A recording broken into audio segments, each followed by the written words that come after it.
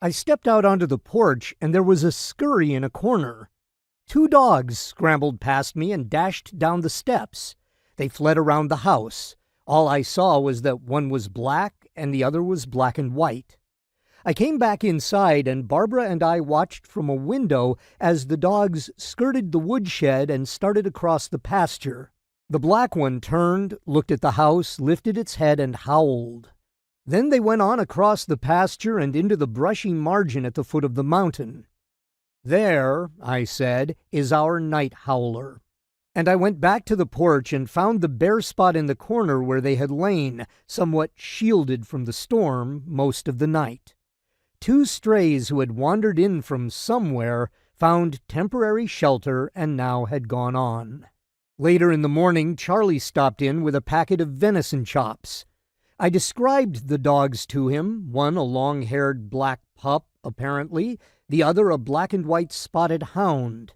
Both, I said, were rib-thin, starved. Charlie shook his head. "No dogs like that around here. They must be strays. I hope they aren't deer chasers." The spitting snow stopped by mid-morning, but the wind continued raw and gusty. We bundled up for our afternoon walk, but we could face that wire-edged wind only about 10 minutes. We turned back, and before we reached the house, the snow was falling again, this time big, soft flakes, and the wind had begun to ease.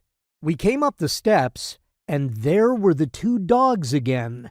They had been huddled in the sheltered corner as before, but when they heard us, they leaped to their feet, stood shivering for a moment, then dashed past us, down the steps, around the house, and across the pasture into the brush once more.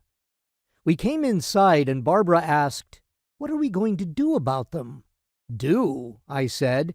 "There's nothing to do. They don't belong to us." "They are hungry and cold. If we feed them, they'll settle down here, and we'll have a couple of dogs." "Somebody should feed them. They must belong somewhere." "I thought you didn't like dogs. Remember the big white ones?" "Bears!" she exclaimed. "They were big as bears. They're just dogs. Dog-sized dogs." 6 weeks earlier, I had left the car in the driveway till after dark one evening. When I went out to put it away in the garage, 2 huge, shadowy creatures lumbered up to me, startling me in the darkness. They were Great Pyrenees, big as Newfoundlands and friendly as puppies. Their cream-colored coats were ghostly in the darkness. They came to me, and I patted them, and I put the car away. When I returned to the house, they padded along with me, one on each side. And when I opened the door, one of them pushed in ahead of me and went down the hallway and into the kitchen before I could get there. I shouted a warning, but too late. I give Barbara credit, she didn't scream. But after I caught up with that great shaggy creature and threw him out, she said she thought it was a polar bear and didn't know whether to stab it with a cooking fork or turn and run.